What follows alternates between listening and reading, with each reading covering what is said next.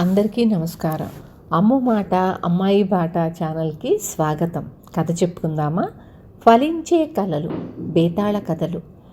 పట్టుదల వదలని విక్రమార్కుడు చెట్టు వద్దకు తిరిగి వెళ్ళి చెట్టుపై నుంచి శవాన్ని దించి భుజాన వేసుకొని ఎప్పటిలాగే మౌనంగా శ్మశానం కేసి నడవసాగాడు.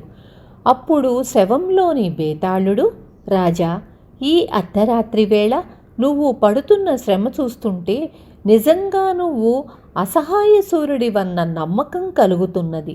కానీ కొన్ని ఘనకార్యాలు సాధించడానికి శూరత్వం కన్నా వివేకం, విచక్షణ, జ్ఞానం అవసరం అవుతుంది. అవి లేనప్పుడు సాధించినది గంగపాలు కాగలదు. ఇందుకు విశాలుడి కథే మంచి సాక్ష్యం. నీకు శ్రమ తెలియకుండా ఉండేందుకు అతడి కథ చెబుతాను విను అంటూ ఇలా చెప్పసాగాడు. పాటలీపుత్రంలో జయనందుడనే ధనిక వర్తకుడుండేవాడు. ఆయన ఇంట విశాఖుడనే దూరపు బంధువొకడు బతికి చెడిన కారణంగా మరే దారి లేక రోజులు గడుపుతున్నాడు. విశాఖుడు చురుకైనవాడు, మంచి అందగాడు.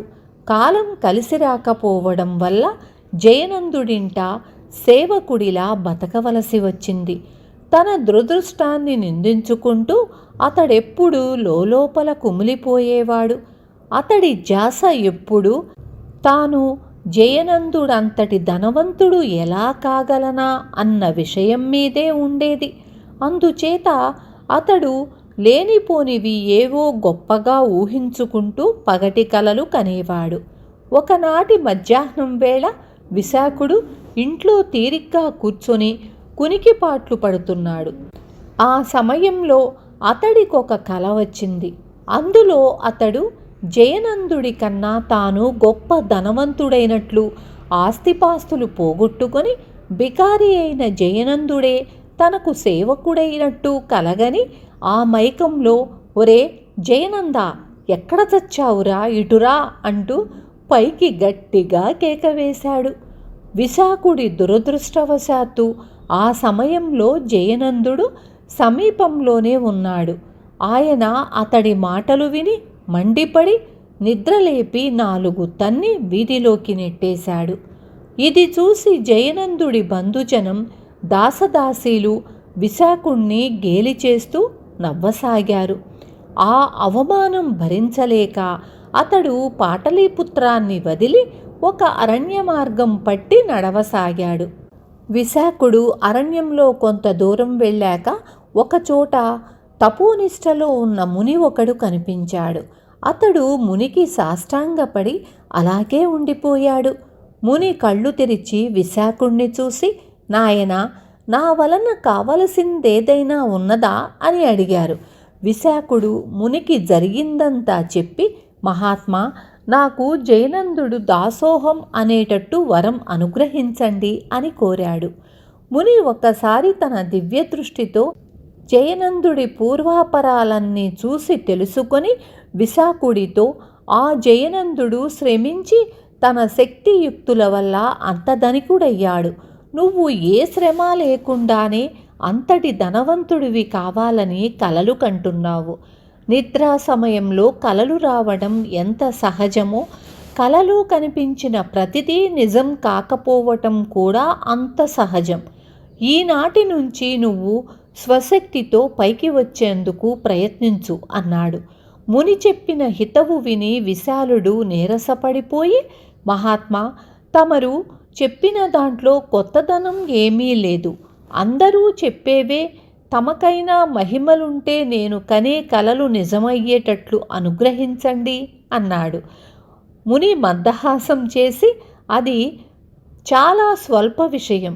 నీకు వచ్చిన కల నిజం కావాలనుకుంటూ ఈ మంత్రం 6 సార్లు మనసులో జపించు. నువ్వు కలలో చూసిందంతా నిజమవుతుంది. విశాఖుడి చెవిలో ఏదో మంత్రాన్ని ఉపదేశించాడు. విశాఖుడు సంతోషంతో వెళ్ళబోతుండగా ముని అతడితో, నాయనా, ఒక సంగతి చెప్పటం మరిచాను. ఈ మంత్రం 3 సార్లు కన్నా నీకు ఉపయోగపడదు. అందుచేత బుద్ధి కుశలతతో దీన్ని ఉపయోగించుకొని నీకే కాక నలుగురికి ప్రయోజనం కలిగేటట్లు చూసుకో అన్నాడు. విశాఖుడు పాటలీపుత్రం తిరిగి వచ్చేసరికి రాత్రి అయ్యింది. అతడు ఒక సత్రం అరుగు మీద పడుకొని ముని చెప్పిన మంత్రం గురించి ఆలోచించసాగాడు.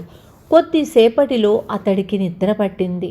ఆ నిద్రలో ఒక కల జైనందుడు అతన్ని క్షమాపణ కోరడమే కాక ఇంటికి తిరిగి వచ్చి తన కుమార్తె మాలినిని వివాహమాడవలసిందిగా కోరాడు. విశాఖుడు ఉలిక్కి పడుతూ నిద్రలేచి తనకు వచ్చిన కల గురించి ఆలోచించసాగాడు. ఇలాంటి కలలు కనడం అతడికి కొత్తేమీ కాదు.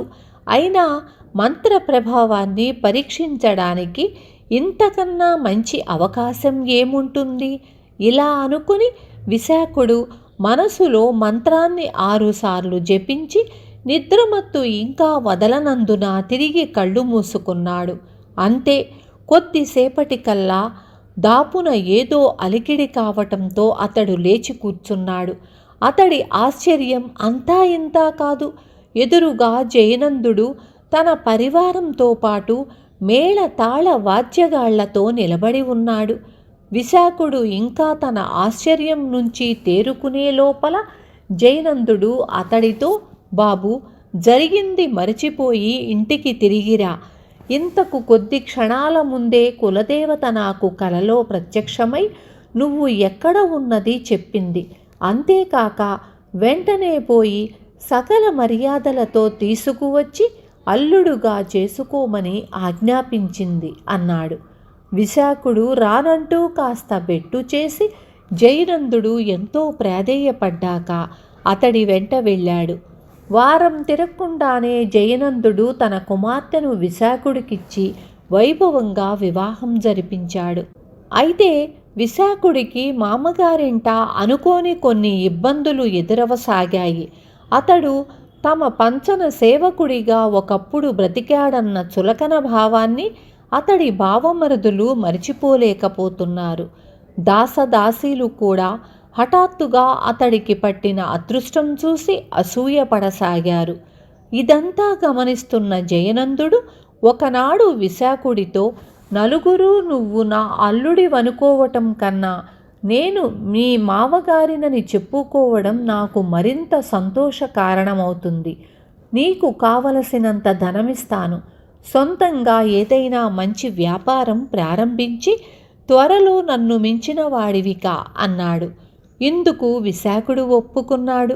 జయనందుడు అతడు వ్యాపారం చేసుకోవడానికి అవసరమైన ఏర్పాట్లన్నీ చేయించాడు. ఒకనాడు విశాఖుడు భార్య మాలినితో, మామగారికి నేను ఆయన్ని మించిన ధనవంతుడు కావాలని ఉన్నది. ఆ కోరిక నెరవేరడానికి ఏమి చెయ్యాలో నాకు తెలుసు అన్నాడు. మాలిని, మీరు అంతటి వారు కావడం కన్నా కావలసిందేమున్నది అన్నది. ఆ రాత్రి విశాఖుడికి తన వ్యాపారం 3 పువ్వులు 6 కాయల్లా విస్తరించి 3 నెలలు గడిచేలోగా తను పాటలీపుత్రంలో ఉన్న గొప్ప ధనికుల్లో ఒకడైనట్లు కలవచ్చింది. విశాఖుడు పరమానందం చెంది ఆ సంగతి భార్యకు చెప్పాడు. ఆమె నిరుత్సాహంగా కలలు కంటూ కూర్చుంటే, జరిగేదేమీ ఉండదు. మా నాన్న వ్యాపారంలో అంత ధనార్జన చెయ్యడానికి పడ్డ శ్రమ గురించి పాటలీపుత్రంలో కథలుగా చెప్పుకుంటారు అన్నది. ఇప్పుడు విశాఖుడు భార్యకు ముని తనకు ఉపదేశించిన మంత్రం గురించి చెప్పాడు. ఆమె ఇదేదో కట్టుకదా అనుకున్నది. విశాఖుడు 6 సార్లు మనసులో మంత్రాన్ని జపించి తన కల సఫలం కావాలని కోరుకున్నాడు. 3 నెలలు తిరగకుండానే అతడి వ్యాపారం చిలువలు పలువలై పాటలీపుత్రంలో కోట్లకు పడగలెత్తాడు. అతడి భార్యకు ఇదంతా విచిత్రంగా కనిపించింది. అయితే విశాఖుడు ఇంత త్వరగా కోటీశ్వరుడు కావడం కొన్ని చిక్కులకు కారణమయ్యింది. వ్యాపారంలో అతడి ప్రత్యర్థులు విశాఖుడు కల్తీ సరుకులు అమ్ముతున్నాడని, దొంగలెక్కలు రాసి రాజుకు న్యాయబద్ధంగా చెల్లించవలసిన పన్నులు ఎగవేస్తున్నాడని వదంతులు లేవతీశారు. ఈ వదంతులు క్రమంగా రాజు చెవిన పడ్డాయి. ఆయన విశాఖుడు పన్నులు ఎగవేసి అక్రమంగా ధనార్జన చేశాడన్న అభియోగం తెచ్చాడు. తాను నిర్ణయించిన మొత్తాన్ని 10 రోజుల్లో చెల్లించకపోతే కారాగార శిక్ష విధిస్తానని కబురు పంపాడు. విశాఖుడు ఇలాంటి చిక్కు పరిస్థితుల్లో ఉండగా ఆయన మామ జయనందుడు మరణించాడు. అతడికిప్పుడు సరి అయిన సలహాలిచ్చేవాళ్లు లేకుండా పోయారు. రాజు ఇచ్చిన గడువు పూర్తి కావస్తున్నది. ఏం చెయ్యాలో తోచక కలతపడుతున్న విశాఖుడికి ఆ రాత్రి నిద్రలో తాను ఆ దేశానికి రాజైనట్లు, ప్రత్యర్థులైన వ్యాపారులను కఠినంగా శిక్షించినట్లు కల వచ్చింది. ఈ కల గురించి అతడు భార్యకు చెప్పాడు. ఆమె సంతోషపడిపోతూ, ఇంత మంచి కల ఈ సమయంలో రావటం మన అదృష్టం. మీరు దేశానికి రాజైతే ఇప్పుడు వచ్చిన కఠిన సమస్యలన్నీ పరిష్కారమైపోగలవు. కల నిజం కావాలని వెంటనే మంత్రోచ్చారణ చెయ్యండి అంటూ తొందర పెట్టింది. కానీ విశాఖుడు ఏదో సంశయగ్రస్తుడైన వాడిలా ముఖం పెట్టి, నేను వెంటనే అరణ్యానికి వెళ్ళి ముని దర్శనం చేసుకోవాలి అంటూ అప్పటికప్పుడే బయలుదేరాడు. విశాఖుడు మునిని దర్శించి ఈ మధ్యకాలంలో జరిగిందంతా చెప్పి, మహాత్మా, దయచేసి నాకిచ్చిన అపూర్వమైన వరాన్ని ఉపసంహరించి మంత్రం నిరుపయోగమయ్యేటట్లు చెయ్యండి అని కోరాడు. ముని నిశ్చలంగా నవ్వి, నీకింత త్వరలో జ్ఞానోదయమవుతుందని అనుకోలేదు. నువ్వు కోరినట్లే వరాన్ని ఉపసంహరించాను, వెళ్ళిరా అని విశాఖుణ్ణి దీవించాడు. విశాఖుడు ఇంటికి తిరిగి వచ్చి ఆస్తిపాస్తులన్నీ తెగనమ్మి రాజుకు పన్ను చెల్లించాడు. తర్వాత భార్యతో దేశంలోని ఒక చిన్న పట్టణం చేరి అక్కడ వ్యాపారం ప్రారంభించి వచ్చే స్వల్ప లాభాలతోనే తృప్తిపడుతూ ఏ సమస్యలు లేకుండా సుఖంగా జీవించాడు. బేతాళుడు ఈ కథ చెప్పి, రాజా, విశాఖుడు మంత్రం జపించితే దేశానికి రాజయ్యేవాడు కదా, ఆ అవకాశాన్ని జారవిడుచుకోవడం బుద్ధిహీనమైన పని కాదా? రాజై ఉంటే తన మీద వదంతులు లేవదీసిన వాళ్లను హతమార్చడమే కాక తిరిగి ఎలాంటి విషమ సమస్యలతో చిక్కుకోకుండా హాయిగా జీవించే పరిస్థితులు ఏర్పడేవి. అయినా అతడలా చెయ్యలేదు. కారణం ఏమిటి? ఇందుకు సమాధానం తెలిసి కూడా చెప్పలేకపోయావో నీ తల పగిలిపోతుంది అన్నాడు. దానికి విక్రమార్కుడు, విశాఖుడు ఆశాపాతకుడే తప్ప బుద్ధిహీనుడు మాత్రం కాదు. కన్న కలలు నిజం కానప్పటికన్నా అవి నిజమైనప్పుడే మనుషులు విపరీత పరిస్థితులను ఎదుర్కోవలసి వస్తుంది. ఈ వాస్తవం తెలిసినందుకే ముని విశాఖుడికి వరం ఇచ్చినట్లు భావించవచ్చు. ఏ అర్హతలు లేని విశాఖుడు వరం సాయంతో ధనవంతుడి కుమార్తెను వివాహమాడగలిగాడు. అయితే అందువల్ల బంధు దాసీజనులు ఏవగింపుకు గురి అయ్యాడు. అలాగే వ్యాపారంలో ఏమాత్రమూ అనుభవం లేకపోయినా వరప్రభావంతో కోటీశ్వరుడై తోటి వ్యాపారుల ఈర్ష్యకు లోను కావటమే కాక రాజదండనకు భయపడవలసి వచ్చింది. ఈ అనుభవాల తరువాత అతడికి అర్థమైనదేమంటే, ముని ఇచ్చిన వరం కలలను ఫలింపచేసుకోవడానికే తప్ప ఆ తరువాత రాబోయే పరిణామాలను ఎదుర్కొని నిలిచేందుకు పనికిరాదని, ఇది గ్రహించటం వల్లనే రాజ్యపాలనానుభవం లేని తను రాజైతే తనపై కత్తి కట్టిన తోటి వ్యాపారులను కఠినంగా శిక్షించవచ్చునేమో కానీ ఆ పైన ప్రజల సమస్యలను పరిష్కరించటంలో, వారికి రక్షణ కల్పించడంలో విఫలం కాక తప్పదని, ఇవన్నీ ఆలోచించే విశాఖుడు మునిని వరం ఉపసంహరించమని కోరాడు అన్నాడు. రాజుకు ఈ విధంగా మౌనభంగం కలగగానే బేతాళుడు శవంతో సహా మాయమై తిరిగి చెట్టెక్కాడు. విన్నారు కదా. రేపు మళ్ళీ ఇంకొక మంచి కథతో మీ ముందుకొస్తాను.